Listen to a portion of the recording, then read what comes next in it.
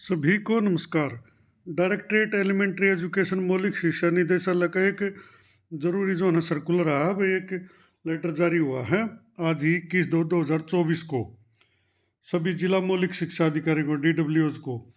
विषय है instruction regarding CCL and NOC to going abroad in all DWO offices of Haryana state. यानी Haryana state में जितने भी DWOs कार्यालय हैं उनके लिए कुछ इंस्ट्रक्शन है। CSCL यानी कि child care leave and NOC to going abroad, विदेश जाने के लिए नो ऑब्जेक्शन सर्टिफिकेट लेने तो जो मामले भेजे जाते हैं उनके रिगार्डिंग है भाई चीज़ें।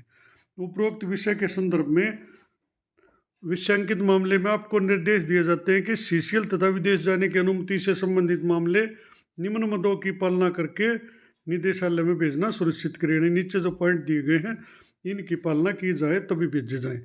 CCL/ विदेश जाने की अनुमति यानी दोनों अलग अलग हैं से संबंधित मामले कम से कम 1 मास पूर्व निदेशालय में भेजे जाए।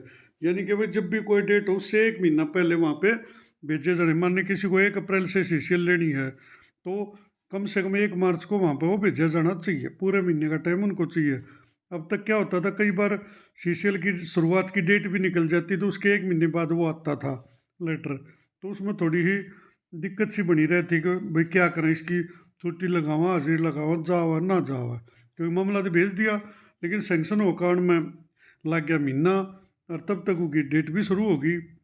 तो CCL विदेश जाने से संबंधित मामले में स्कूल के प्राचार्य द्वारा छात्र संख्यांकित करने उपरांत ही स्वीकृति हेतु निदेशालय में भेजे थे। तो भाई जो स्कूल की छात्र संख्या है यानी कितने बच्चे वहाँ पर पढ़ रहे हैं वो स्पेशल उसमें जो है ना अंकित करने हैं, बताने हैं उसमें। CCL से संबंधित मामलों में प्रार्थी के बच्चे की आयु चेक करना सुनिश्चित करें। भाई CCL जो है ना 18 साल तक का जब बच्चा हो तभी मिलती है, तो ये DDO की प्रिंसिपल की जिम्मेदारी होगी। बच्चे का पहले आयु देखी जाए कि वो 18 से अगर अधिक हो गया तो उसका मामला ना भेजा जाए, क्योंकि कई बार उनके संज्ञान में आया है आयु 18 से पूरी होने पर भी मामले भेज दिए जाए।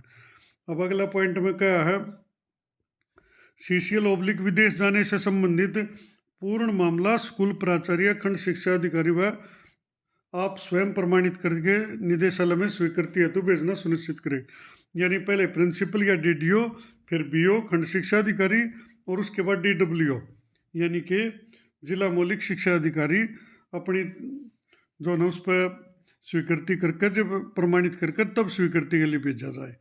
आगे के है उक्त मामले में अपनी टिप्पणी सिफारिश सहित निदेशालय में स्वीकृति हेतु भेजना सुनिश्चित करें। यानी अधिकारियों को अपनी टिप्पणी भी उसमें और अपनी कोई टिप्पणी हो, एडवर्स हो या पक्ष की हो, कुछ भी हो, भी देनी है या नहीं देनी है, कुछ भी मामला है तो उनको जो है ना उस पर अपनी टिप्पणी या सिफारिश कुछ भी करनी पड़ेगी, कंपलसरी है।